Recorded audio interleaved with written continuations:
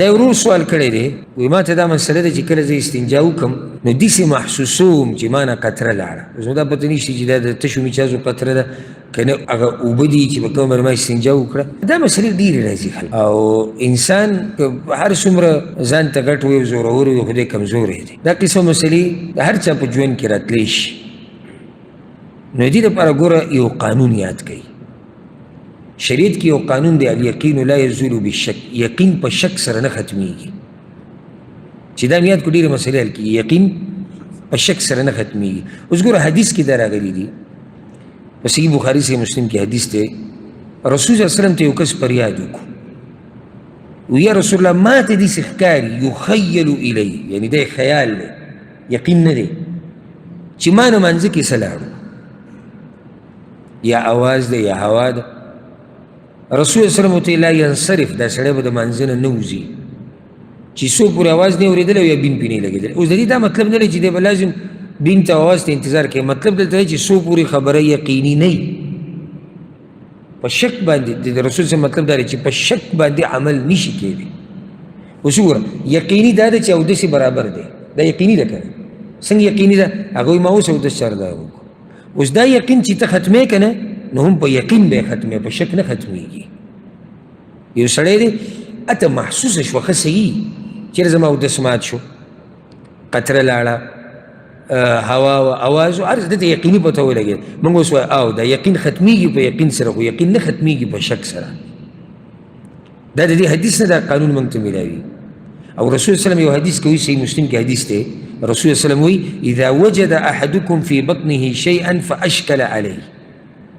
تاسو کې یو سړی کله په مانځه ولاړي او دی په دې خېټه کې څه محسوس کړي، فاشکل علیه اشکال ورته پیدا شو، اخرج منه شیء ام لا، ستي لاړو که نه؟ انسان ته کله داسې کېده که خېټه کې هسې هغه ګیس وګرځي راوګرځي، فلا یخرجن من المسجد، د جومات نه به نه وځي. دا دغه قانون دی که نه چې په شک سره یقین نه ختمیږي. حتی یسمع صوتا او یجد ریحه، چې یا اواز نه اورېدلی یا به بین نه یې لګېدلی. ناول خو دا مسله یاده کوي چې یقین کله ختمې نو په څه به یې ختمې؟ په یقین سره به یې ختمې. یقین په شک دا نه ختمېږي. ښه اوس که چېرته دته یقیني پته ولګېده چې او د ده نه قطره لاړه نو دا په دوو کې یو یا خو دی بیمار دی، قطرې د تشو میچازو د بعضو خلکو نه روانې ځي، دې ته مرض دی سلس البول ورته وایي، د میچازي ودرېږي نه. د یو نیم انسان نه ګیسې ډېري هغه نه ټینګېږي. نو د ده مسله هغه دا ده چې دی به هر فرض منظره اودس چاردام کوي، هر فرض منظره به اودس چاردام کوي او مونځ به کوي.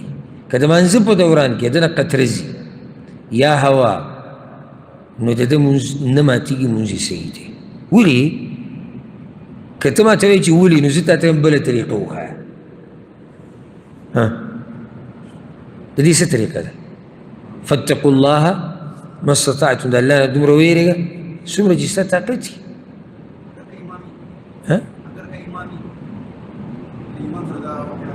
هو نور تو جدا دي یو دي.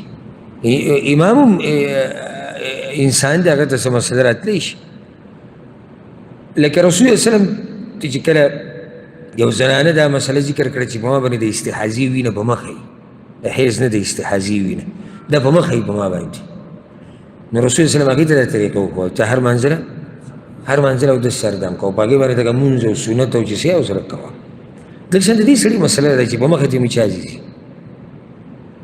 ښه اوس که چېرته دا مرض نه وي، یاره هغوی دا زما مرض نه دی خو یقیني دی چې زما نه قطره تلې ده، نو مونږ ورته اوس وایو ته به اودس چاردام بیا کې. اوس خو خبره یقیني شو. نو مسله دا یاده کړئ چې یقین په شک سره نه ختمیږي، یقین به په یقین باندې ختمې. بله دا مسله داسې یاده کړئ، ګوره چې کله طهارت یقیني یعنی اودس یقیني دی او دی شکی شو په اودس ماتي کې. مثال به نظر کړم لکه یو سړی دی دا هغه ته یقیني پته ده چې ماسپښین مانځه نه مخکې هغه اودس چاردام کړی دی، دا ورته یقیني پته ده. خو چې کله مازدیګر مانځه ته راغی نو شکي دی په څه کې چې زما د اودس مات شوی دی او که نه دی. نو اوس یقین څه شی دی چې اودس مې روغ دی، شک څه شی دی چې مات شوی دی که نه دی، نو دی به پاتې په څه شو؟ په یقین به پاتې شي او داسې شتي. ښه یو سړی دی دا ورته یقیني پته ده چې ما پلاني ټیم اودس ماتې کړی دی او ته پته یاد دی ورته ښه صحیح. جومات ته چې راغی نو شکي دی چې ما اودس سردم کړی او که نه و کړی.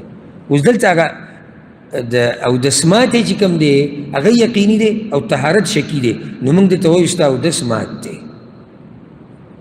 ولې موږ درته وایو چې ستا اودس مات دی؟ ځکه چې هغه طهارت شکي دی او اودس ماتېده څه دي؟ هغه یقیني دي. که دا مثلا